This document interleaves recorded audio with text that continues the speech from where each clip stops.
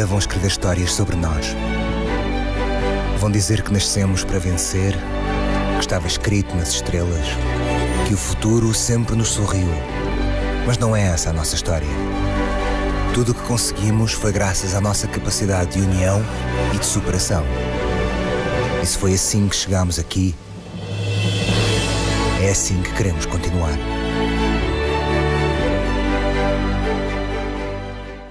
They say, and by they I mean people from around here, that Porto is a city with a soul.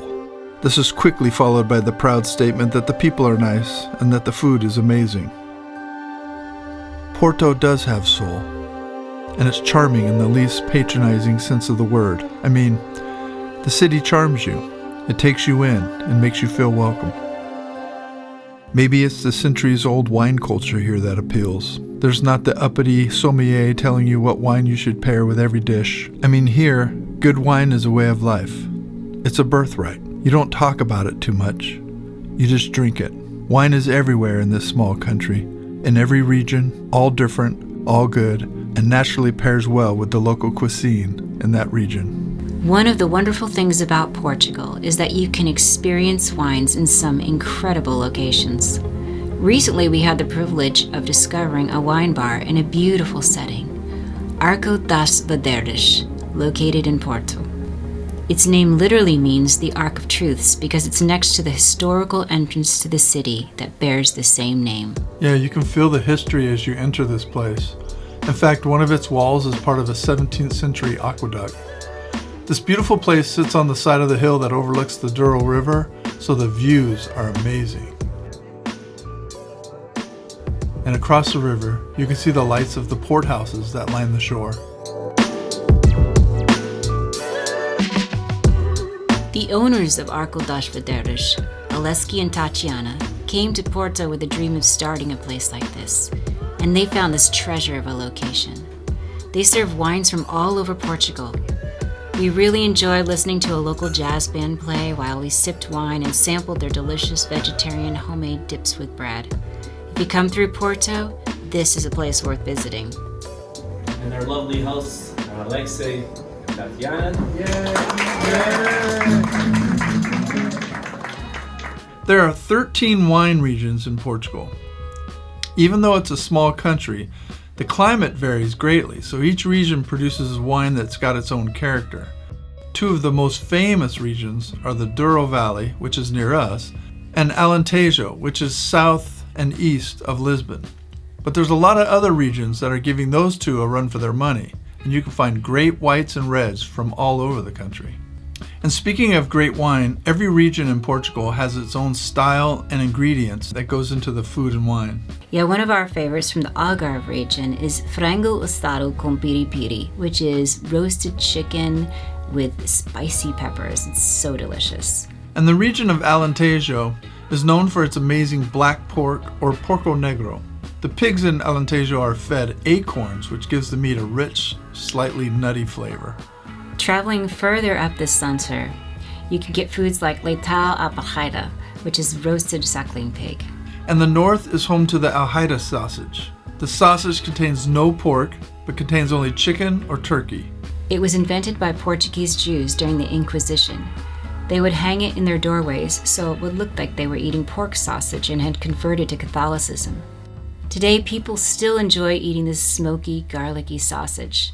There are certain foods that you really should try when you come to Portugal, like the frango assado that we talked about earlier, which is marinated chicken and it's roasted slowly over open flames on a spit usually, and it's just amazing. The bifanas could be Portugal's most famous street food. They're a sandwich made of a soft roll that's filled with thin slices of pork that have been marinated and slow cooked in a flavorful sauce until they are tender. In the north, bifanas are often dipped into the cooking sauce before being served, like a French dip. The bifana is widely believed to have originated in Venda Nova, a town in the Évora region of Alentejo. But now it exists all over Portugal. What burgers are to the United States, bifanas are to Portugal. But there are other traditional working class foods also. The cozida à portuguesa might be the most traditional Portuguese dish and one of the oldest known. It was made of leftover ingredients and seasonal vegetables from the garden. This dish is a stew with various vegetables such as cabbage, potatoes, carrots, beans, as well as rice and meats such as chicken, pork, bacon, and smoked sausages. It's basically a meat stew with some of the best Portuguese ingredients. It's traditional for families to have cozida portuguesa on Sundays for lunch as a way to come together and spend quality time. And you can find it on the menu in some restaurants. However, if you're looking for a unique experience, you can try cozida portuguesa on São Miguel, an island in the Azores. The soil is volcanic and it gets very hot in some places. The stew is placed in metal pots, which are buried in the soil and slow cooked. So we live in Porto, which is in the northern part of Portugal. And Porto dates back to the Roman times. Its strategic location at the mouth of the Douro River and the Atlantic made it the perfect location for trade, and it became a bustling port city, hence the name Porto. Ships laden with exotic goods would dock at the bustling port. Meanwhile, vineyards sent their wines down the river, including port wine. So spices that came in and the wines and olives that came down the river all influenced the foods that were developed. There's a saying that Braga prays, Porto works, Coimbra studies, and Lisbon plays. Porto has a reputation for being a city of workers, and this worker culture contributes to its food. People know what kind of food and wine that they get here in Portugal, and it doesn't change, and it won't change for the next 200 years. They'll still have the great seafood from the Atlantic, the pork, the cheese, and the wine.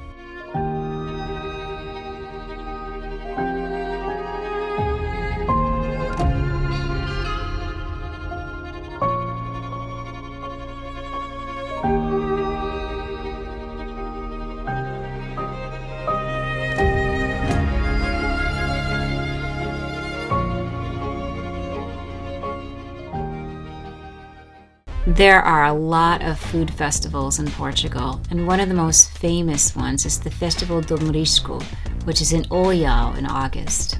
The Portuguese food festival mixes live music and food to create one huge community celebration. Highlights include live performances by some of the best musicians in Portugal, and food served fresh from the sea. Traditional dishes like seafood cataplana are also served along with craft beer and Portuguese wine. Another really important food festival in Portugal is the National Gastronomy Festival in Santarém.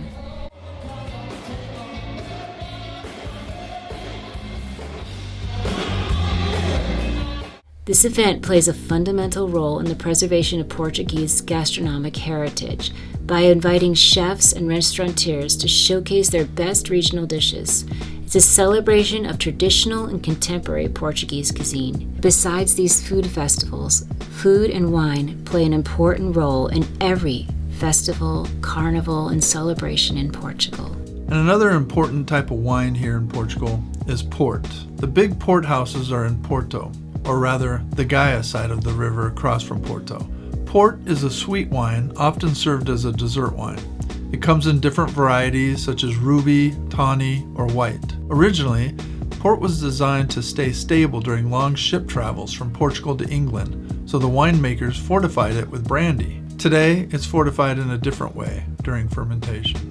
We were actually first introduced to port back in the United States when my bass player used to bring it to rehearsals, and after rehearsal, he would serve it to us in little glasses. We'd never seen it before, and he said it must always be served with chocolate, in his opinion.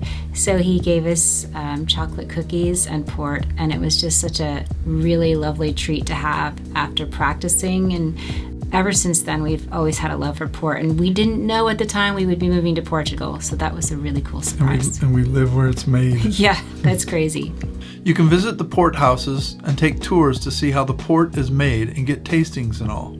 In East Alentejo, you'll find a famous sheep cheese, queijo serpa. This cheese is soft and velvety, and is traditionally served with local bread, olives, and wine.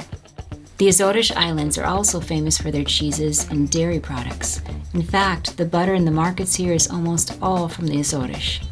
Queijo da Estrela is a creamy, buttery sheep cheese that comes from the region of Serra da Estrela, the tallest mountain on mainland Portugal. Porto is famous for some pretty incredible foods. One is the Francesinha, which is a sandwich that was invented by a Portuguese chef who put a twist on France's croque-monsieur. It's layers of steak, ham, sausage, and cheese placed on thick white bread, baked in a special oven, and then smothered in a flavorful, spicy beer-infused sauce and served with a fried egg on top. The sauce is perfect for dipping the patatas fritas, or fries, which are served with so many dishes here in Portugal. It's nice and fun to try a Francesinha in different areas because each area will have its own flavor. Some will be spicier, some will be different sauce with different ingredients, so it's really nice to try different ones. And it's a healthy plate. It is. It's a perfect pairing with the Francesinha is the local beer, Superbock, or if you're in the south, it would be Sagres. And those are the two main beers, or the most popular beers of Portugal. And there is a craft beer culture growing here. It's a lot of fun to experience these local breweries as well. We've talked a lot about food and wine, but there's also dessert. There are so many kinds of pastries here. Of course, you got the pastel de nata, the famous custard-filled tart that was first made by monks. And the bola de Berlin, which is like a donut, and it's full of custard and covered with sugar, and it's often served on beaches on hot, sunny days. There's a lot of traditional cakes and pastries, and each region and many towns have their own special pastry that represents that town's culture. And we can't forget the gelato, which is one of our daughter's favorite treats. It's really delicious in Portugal. A lot better than ice cream. Besides traditional Portuguese food, there are also some fun surprises to be found. Like in our small town of Santo Tirso, there's a delicious pizzeria called Ponta Pizza. And the pizza is made by the Portuguese owner who traveled to Italy and was trained under Italian pizza makers. And he makes the most delicious, consistently delicious pizza. It's just amazing and such a little bright light in our lives. There are so many interesting and delicious foods in Portugal, and we're still working our way through them. The quality of the food is in the hands of the chef that makes it.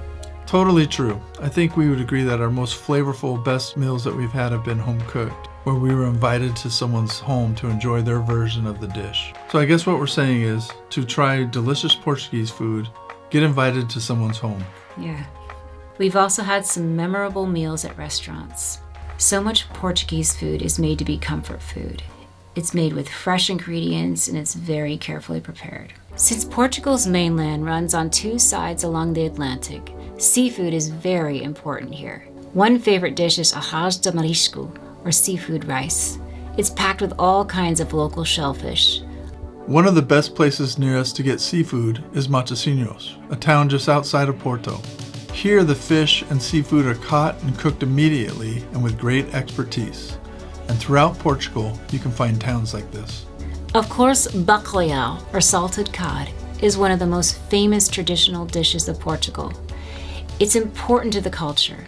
This tradition began during the 16th century when Portuguese sailors discovered salted cod while sailing in the North Sea. The Vikings used to dry and salt cod into stiff boards so that it was well preserved for long sailing trips. Portuguese sailors tried the same techniques and brought salted cod back to Portugal.